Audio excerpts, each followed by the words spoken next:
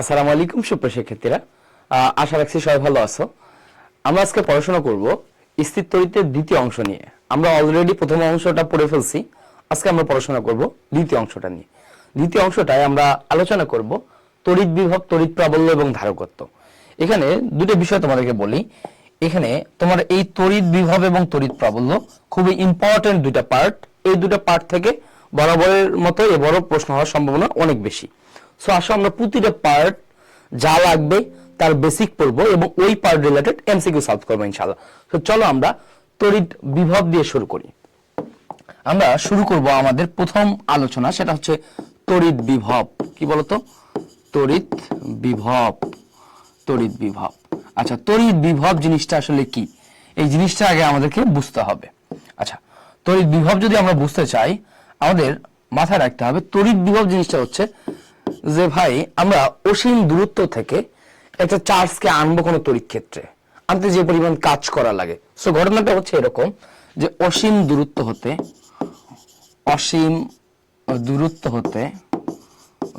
হতে একক ধনাত্মক আধানকে একক ধনাত্মক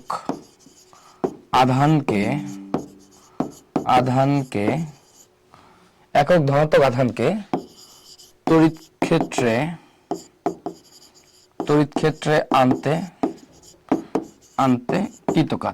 আনতে কৃতকাজ। আমরা যে পরিমাণ কাজ করব, ঘটনাটা ঘটতে হচ্ছে যে ভাইয়া আমি যদি বলি যে আমার কিউ পরিমাণ আধানকে আনতে কৃতকাজ,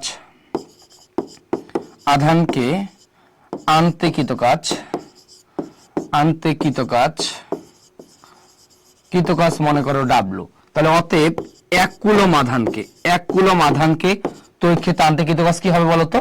ডাব্লু ভাগ কিউ। এই ডাব্লু ভাগ কিউটা হচ্ছে আমাদের তড়িৎ বিভব। তাহলে বলতে পারি যে ভাইয়া অতএব বিভব ভি ইকুয়ালস টু ডাব্লু ভাগ কিউ। বুঝছো? ডাব্লু ভাগ কিউ। তাহলে এই ডাব্লুটা হচ্ছে কি বলতো আমাদের? এই ডাব্লুটা হচ্ছে আমাদের কাজ, আর এই কিউটা কি বলতো আমাদের? কিউটা হচ্ছে চার্জ। বুঝছো? তাহলে কাজ বা চার্জ করলে কি পাবো বলতো? আমরা তড়িৎ বিভব পাবো। বুঝতে পারছো? তড়িৎ বিভব পাবো। তাহলে এই তড়িৎ বিভবের এককটা কি হবে মনে রাখবা। এই তড়িৎ বিভবের একক হবে কাজের একক বাই চার্জের একক। কাজের একক কি বলতো? জুল।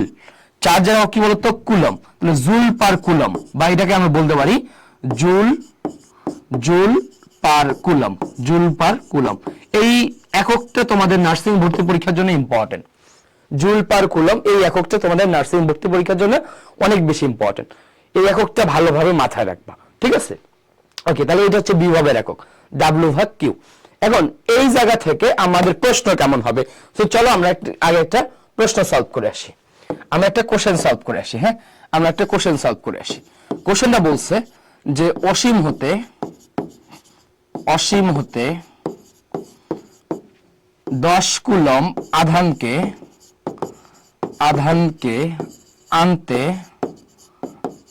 আনতে 50 জুল কাজ করতে হলে বিভব কত? বুঝছো? বলছে বিভব কত। তাহলে কি হবে বলতো? তাহলে আমাদের কি কি দেওয়া আছে বলতো? আমাদের এত কুলম চার্জ, তার মানে আমার কিউ এর ভ্যালুটা দেওয়া আছে। 50 জুল কাজ করা লাগে, তার মানে আমাদের ডাব্লুটা দেওয়া আছে। এত জুল কাজ করা লাগলে আমাদের বিভব কত? তাহলে আমরা জানি কি বলতো ভাইয়া, বিভব V equals to W by Q, W ভাগ কিউ। বুঝছো? ডাব্লুটা কত বলতো? 50 জুল ডিভাইডেড বাই কত বলো? কিউ এর ভ্যালু হচ্ছে 10 কুলম, তাই না? 10 কুলম। তাহলে এই দুটো মিলে যদি আমরা কাটাকাটি করি, 50 ভাগ 10, তার মানে কত হবে বলতো? 5 জুল পার কুলম। এখানে অবশ্যই তুমি এককটা মাথায় রাখবা। এককটা অবশ্যই তোমাকে দিতে হবে। তুমি যদি একক না দাও তাহলে কিন্তু হবে না। ক্লিয়ার? বুঝছো ভাই?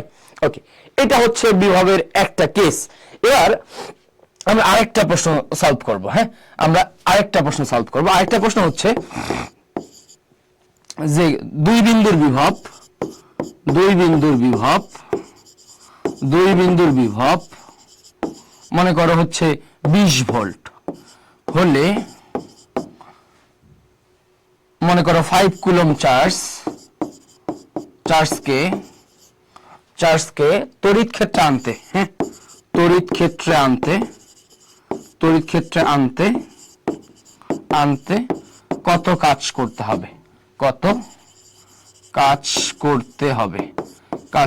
হবে, বুঝছো? এটা আরেকটা প্রশ্ন যে আমার একটু ঘুরাই দিছে, তাহলে আমরা কিভাবে সলভ করব? আসো একটু যদি দেখি, আমরা যদি একটু দেখি কি বলছে, যে ভাইয়া 2 বিন্দুর বিভব 20 ভোল্ট, তার মানে আমাদের ভিটা দেওয়া আছে। 5 কুলম চার্জকে, তার মানে আমাদের কিউটা দেওয়া আছে, বুঝছো? ভি আর কিউ দিয়ে বলছে আনতে কত কাজ করতে হবে, তার মানে আমাদের ডাব্লিউটা কত এটা বের করতে হবে, তাই না? ডাব্লিউটা কত এটা বের করতে হবে। তো আমরা কি জানি বলো? আমরা জানি ভি ইকুয়ালস টু ডাব্লিউ ভাগ কিউ, তাই না? ডাব্লিউ ভাগ কিউ। সো এই জায়গা থেকে আমাদের ডাব্লিউটা কত আসবে বলো তো? ডাব্লিউটা আসবে V Q, clear? V Q, এই দুটো গুণফল। তাহলে ভাইয়া বলো আমাদের কত আসতেছে? ভি হচ্ছে 20 ইন্টু 5, 5 20 100, তাই না? 100 জুল, ক্লিয়ার? সো দেখো ভাইয়া, এই টাইপের প্রশ্নগুলো কঠিন না। তোমাকে আমি ফর্মুলা দেখাইছি, বুঝাইছি যে ভাই একটা চার্জকে আনতে কতটুকু কাজ করতে হবে, এইটাই বিভব। চার্জকে আনতে কতটুকু কাজ করতে হবে, তার মানে বিভবটা V equals to W by Q. এই ফর্মুলাটা তোমাকে মনে রাখতে হবে। এই ফর্মুলা মনে রাখলেই, আর এই দুটো প্রশ্ন যদি তুমি প্র্যাকটিস করো, ইনশাআল্লাহ এনাফ, বুঝছো? আর কিচ্ছু লাগবে না। হ্যাঁ, ওকে। এরপরে আসো, আমরা এবার দেখবো আরেকটা টপিক, সেটা হচ্ছে গোলকের ক্ষেত্রে বিভব। কি বলতো ভাইয়া? গোলকের ক্ষেত্রে বিভব। এটা তোমাদের জন্য আরো একটু গুরুত্বপূর্ণ, জাস্ট মাথায় রাখবা। কি বলতো? গোলকের ক্ষেত্রে বিভব। হ্যাঁ, গোলকের ক্ষেত্রে বিভব। আচ্ছা, গোলকের ক্ষেত্রে বিভব। আচ্ছা, চিন্তা করো, এটা হচ্ছে এরকম। মনে করো এখানে আমার একটা চার্জিত গোলক আছে, হ্যাঁ, এই গোলক আছে, হ্যাঁ, এই গোলকের ব্যাসার্ধ আর, এবং এই গোলকটা কিউ কুলম চার্জে চার্জিত।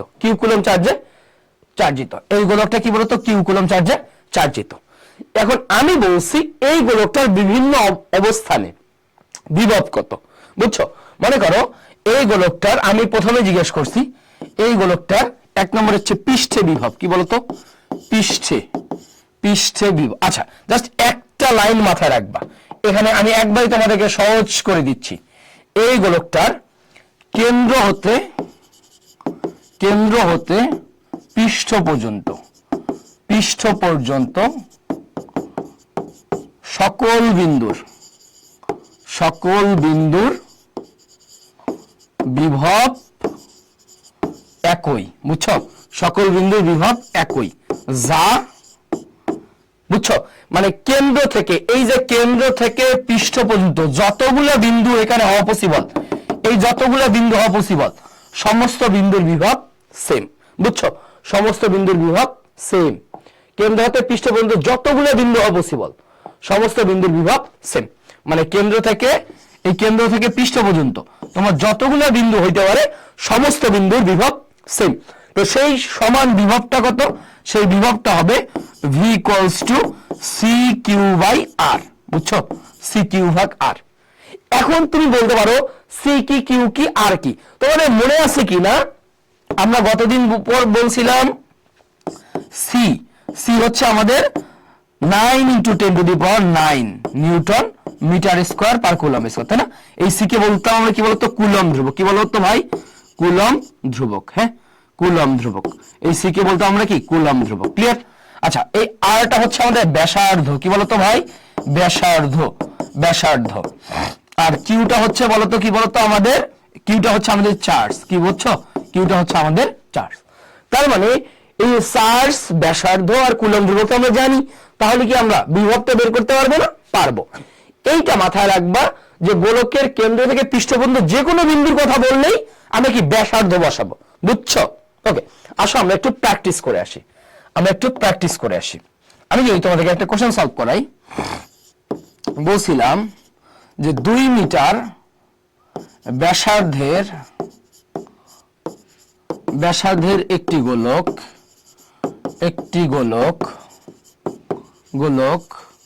40 কুলম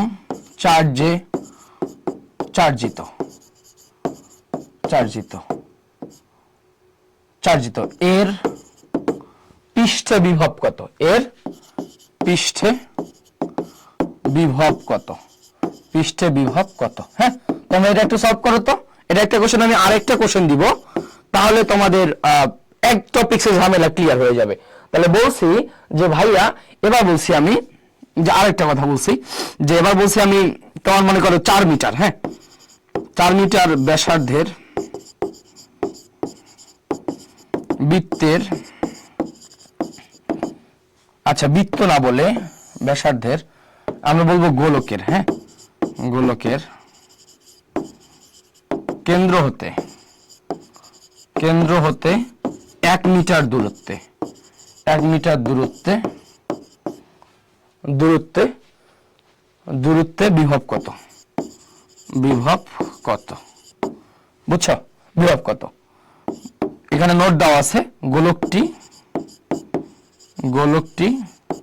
মনে করো 10 কুলম, হ্যাঁ আচ্ছা এখানে আমি বললাম যে গোলকটি হচ্ছে 10 না দিয়ে যে 40 কুলম, হ্যাঁ 40, আচ্ছা এখানে আমি 40 না দিয়ে যদি বলি 16, হ্যাঁ 16 কুলম চার্জিত, ঠিক আছে।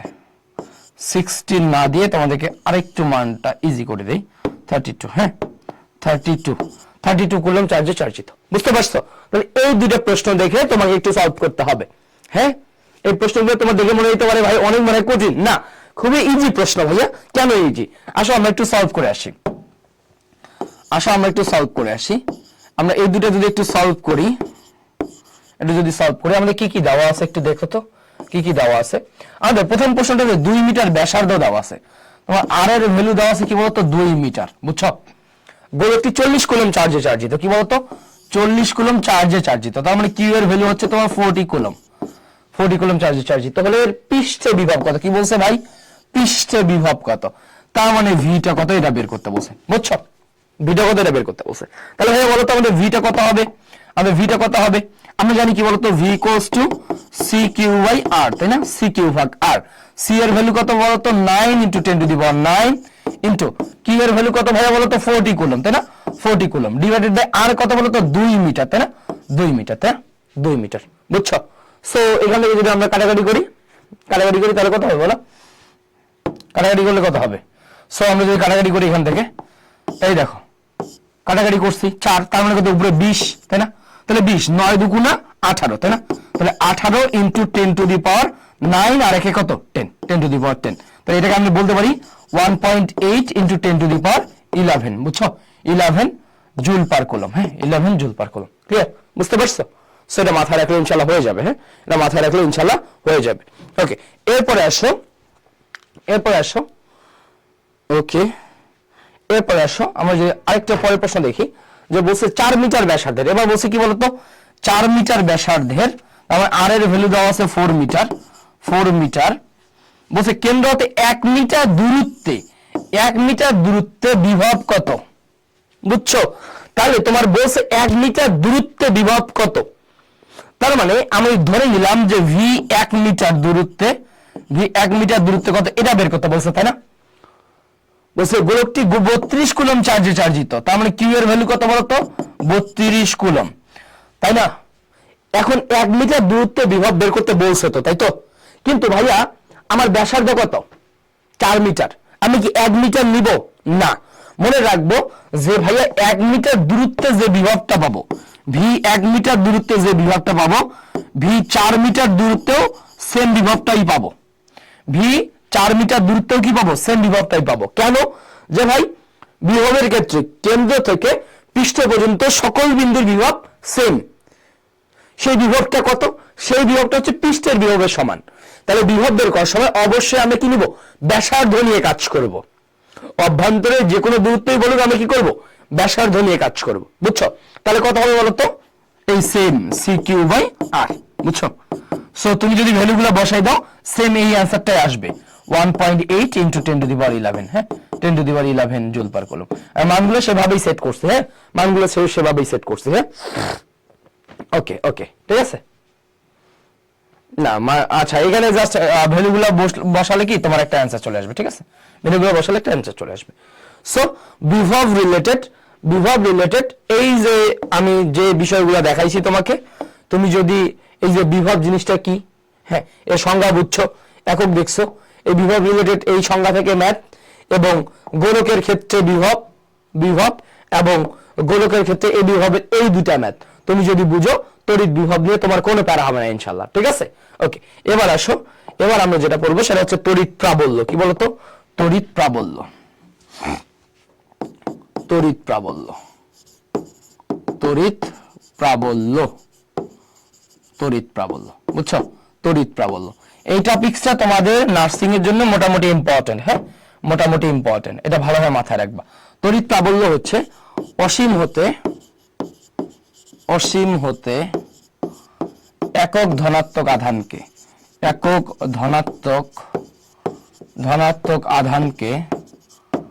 আধানকে তড়িৎ ক্ষেত্রে আনতে যে পরিমাণ বল প্রয়োগ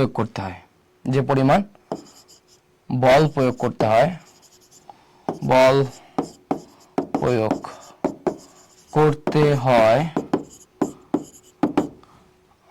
আচ্ছা, অথবা এটাকে আমি এভাবে বলতে পারি, আনতে এটাকে আমি এভাবে বলতে পারি, আনতে প্রযুক্ত বল, হ্যাঁ আনতে প্রযুক্ত বলকে তড়িৎ বিভব বলে, বুঝছো? তড়িৎ বিভব বলে। তার মানে ঘটনাটা হচ্ছে ভাই, আমরা একটু রিভিউ করি, মনে করার ট্রাই করি, একটু রিভিউ করো, হ্যাঁ আচ্ছা একটু রিভিউ করো তো যে বিভবটা কি ছিল? বিভব ছিল আমাদের ভি ইকুয়াল টু ডাব্লিউ ভাগ কিউ, তাই না? ডাব্লিউ ভাগ কিউ, বুঝছো? এটা ছিল আমাদের বিভব। তাহলে ভাই এবার প্রাবল্য কি হবে? প্রাবল্যটা হবে একক ধনাত্মক আধানকে আনতে যে পরিমাণ বল প্রয়োগ করতে হয়। তাহলে ভাইয়া মনে রাখবা, তাহলে তোমার প্রাবল্যটা হবে প্রাবল্য এফ ইকুয়ালস টু আচ্ছা সরি, প্রাবল্যকে আমরা ই দ্বারা প্রকাশ করি, ই ইকুয়ালস টু এফ ভাগ কিউ। কি বলতো? এফ ভাগ কিউ, বুঝছো? ইকুয়ালস টু এফ ভাগ কিউ। তাহলে এফটা হচ্ছে কি বলতো? এফটা হচ্ছে তোমার, এটাকে বলতেছি আমরা বল, এটাকে বলি বল, এটা হচ্ছে কি? চার্জ, বুঝছো? চার্জ, বুঝছো? তাহলে দেখো ভাইয়া, তোমার বিভবটি ছিল কাজ ভাগ চার্জ, প্রাবল্যটা কি বলতো? বল ভাগ চার্জ। তাহলে এর এককটা মাথায় রাখবা, এর এককটা কি হবে বলতো? এর এককটা হবে নিউটন পার কুলম। কি বলতো? নিউটন পার কুলম, হ্যাঁ এটাকে আমরা বলি নিউটন পার কুলম, হ্যাঁ নিউটন পার কুলম। এটা হচ্ছে কি বলতো? আমার নিউটন পার কুলম। ক্লিয়ার? নিউটন পার কুলম। এবং মনে রাখবা, এই প্রাবল্যটা হচ্ছে একটা ভেক্টর রাশি। কি বলতো? এটা একটা ভেক্টর রাশি। প্রাবল্য হচ্ছে তোমার ভেক্টর রাশি। ক্লিয়ার? প্রাবল্য হচ্ছে ভেক্টর রাশি। আর বিভবটা মনে রাখবা, এটা হচ্ছে স্কেলার রাশি। কি বলতো? বিভব হচ্ছে তোমার স্কেলার রাশি। কেন? তোমার হচ্ছে কাজ হচ্ছে স্কেলার, চার্জও স্কেলার, এই কারণে বিভব হচ্ছে স্কেলার। আর প্রাবল্যের ক্ষেত্রে বল ভেক্টর রাশি, চার্জ স্কেলার রাশি। তাহলে যেহেতু ভেক্টর রাশি আছে, সো আমাদের প্রাবল্যটাও কি বলতো? ভেক্টর রাশি। বুঝতে পারছো ভাই? ওকে, এখন তোমার প্রশ্ন হতে পারে, ভাই এই প্রাবল্যের এই কনসেপ্ট থেকে প্রশ্ন কেমন হবে? আসো আমরা একটা প্রশ্ন সলভ করে আসি। ওকে, আচ্ছা আমরা যদি একটা কোশ্চেন সলভ করি, আমি যদি তোমাকে বলি যে একটা কোশ্চেন হচ্ছে এরকম যে ভাইয়া, যে আমি বলছি যে 5 কুলম আধানকে তড়িৎ ক্ষেত্রে আনতে মনে করো হচ্ছে 20 নিউটন, হ্যাঁ 20 নিউটন বল প্রয়োজন। তাহলে হচ্ছে আমি বলছি ভাই প্রাবল্য কত? হ্যাঁ প্রাবল্য কত? হ্যাঁ এটা একটা প্রশ্ন। আমি আরেকটা প্রশ্ন তোমাকে জিজ্ঞেস করছি যে ভাইয়া হচ্ছে মনে করো আমি বলছি যে 5 নিউটন পার কুলম তড়িৎ ক্ষেত্রে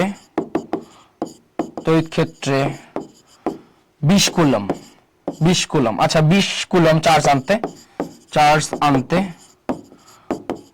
কত বল প্রয়োগ করতে হবে, কত বল প্রয়োগ করতে হবে,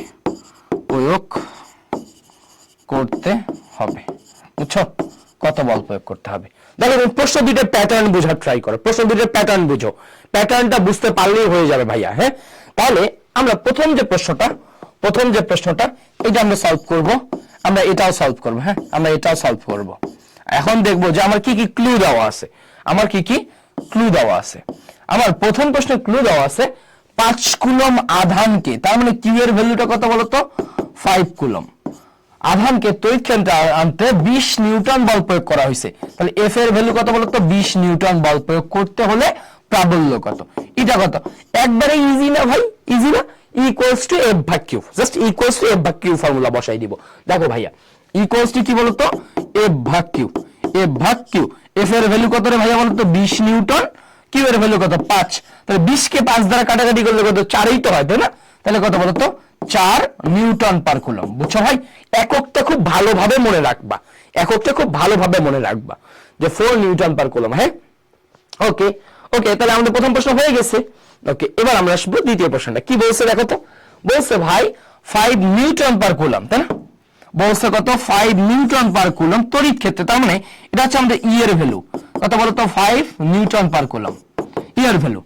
তড়িৎ ক্ষেত্রে 20 কুলম চার্জ, তার মানে কি এর ভ্যালুটা হচ্ছে তোমার 20 কুলম চার্জ আনতে কত বল প্রয়োগ করতে হবে, তার মানে কি এফটা কত, তাই না? এফটা কত বলবো? কেমনি চিন্তা করবো ভাইয়া? এই যে ইজি চিন্তা করা যায় এভাবে, যে ভাইয়া আমরা জানি কি বলতো? ইকুয়ালস টু, আমরা এইভাবে চিন্তা করব। দেখো, আমরা চিন্তা করব ইকুয়ালস টু কি বলতো? এফ ভাগ কিউ। এটা আমরা জানি ইকুয়ালস টু এফ ভাগ কিউ। তাহলে এফ বের করতে বলছে, এফ ইকুয়ালস টু কি? কিউ ই না ভাইয়া? এফ ইকুয়ালস টু কি? কিউ ই। তাহলে বলো কিউ এর ভ্যালু কত তোমার? কিউ এর ভ্যালু 20 কুলম, ই এর ভ্যালু কত বলতো? 5 নিউটন পার কুলম। তাহলে 5 দুগুণা 10, 100 নিউটন না বলতো? 100 নিউটন। ক্লিয়ার? সো ভাইয়া, আমি এই যে দেখো একটা টপিকসে দুইটা টাইপের ম্যাথ করাইছি একটা একই ফর্মুলা থেকে। এইটা তুমি পারলেই নার্সিং এ যেমনই প্রশ্ন আসুক তুমি পারবা। এইটা পারলে যেমন প্রশ্ন আসুক তুমি পারবা, কারণ এর চেয়ে এক্সট্রা কিছু আসবে না ইনশাল্লাহ। বুঝছো?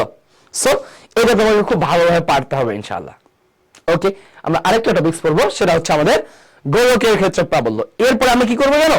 পুরো স্থিরটা তোমাকে সামারাইজ করে দিব ইনশাআল্লাহ। তখন কি তোমার পুরো স্থিরটা গুছে আসবে। হ্যাঁ, ওকে, এবার আমরা যেটা পড়বো সেটা হচ্ছে গোলকের ক্ষেত্রে প্রাবল্য। কি বলতো? গোলকের ক্ষেত্রে প্রাবল্য, আচ্ছা, প্রাবল্যকেই তোমার কি তড়িৎ ক্ষেত্র বলা হয়। হ্যাঁ, আচ্ছা, গোলকের ক্ষেত্রে প্রাবল্য বলতে আমরা বুঝাচ্ছি, মনে করো এইটা আমার একটা গোলক যার ব্যাসার্ধ দেওয়া আছে আর, এবং পৃষ্ঠে তোমার কিউ কুলম চার্জ আছে। এখন এইখানে একটা নোট মাথায় রাখতে হবে। আচ্ছা, আগে আমরা বলি যে পৃষ্ঠে বিভব, পৃষ্ঠে বলতে কি বলতো? আর দূরত্বে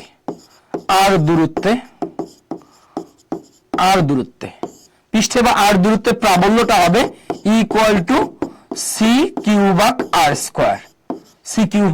স্কয়ার, এটা ভালোভাবে মাথায় রাখবা। সি কিউ ভাগ আর স্কয়ার, এখানে মাথায় রাখবা যে ভাইয়া তোমার কি বলতো? এই আরটা হচ্ছে ব্যাসার্ধ, আমরা আগেই পড়ছি, আরটা হচ্ছে ব্যাসার্ধ, কিউটা হচ্ছে কি বলতো? চার্জ, তাই না? আর সি এর ভ্যালু তো তুমি জানো, সি এর ভ্যালু কত? 9 × 10⁹ নিউটন মিটার স্কয়ার পার কি কুলম স্কয়ার, তাই না? Newton metre square per coulomb square তুমি জানো। কিন্তু ভাইয়া এইখানে যদি বলে যে মনে রাখবা যে গোলকের অভ্যন্তরের, মনে রাখবা গোলকের অভ্যন্তরের সকল বিন্দুর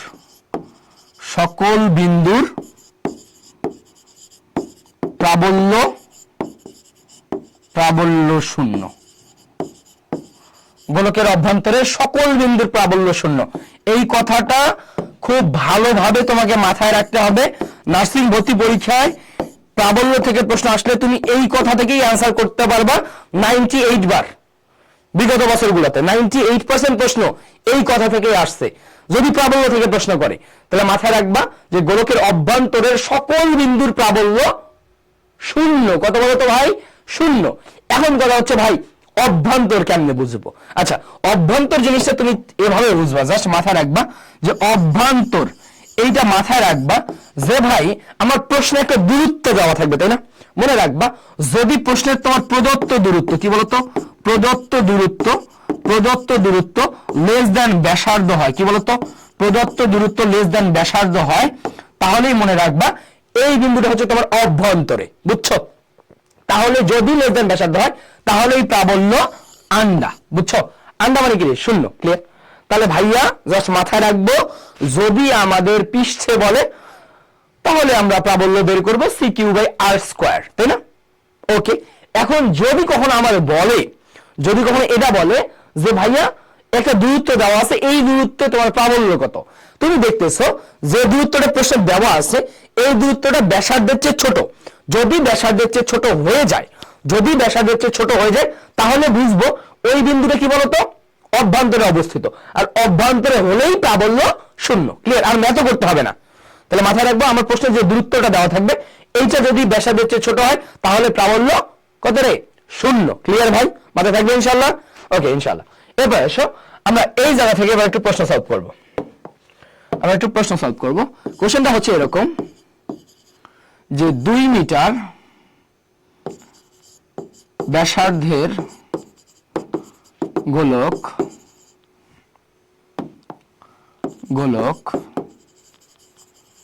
40 কুলম চার্জে চার্জিত। এইটা একটা প্রশ্ন দিয়ে আমি 2টা প্রশ্ন সলভ করবো। হ্যাঁ, আচ্ছা, এখানে আমি 3টা প্রশ্ন সলভ করবো। আমি এটা হচ্ছে কোশ্চেন 1 কি 1।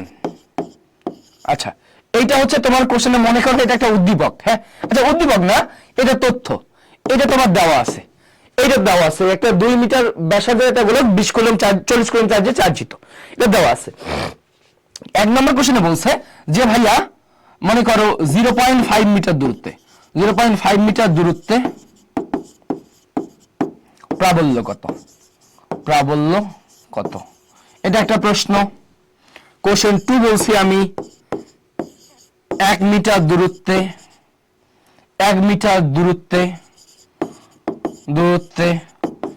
প্রাবল্য কত, এটা একটা প্রশ্ন। আমি আরেকটা প্রশ্ন দিছি কোশ্চেন 3 যে ভাইয়া তোমার 2 মিটার দূরত্বে প্রাবল্য কত। বুঝছো? দেখছো?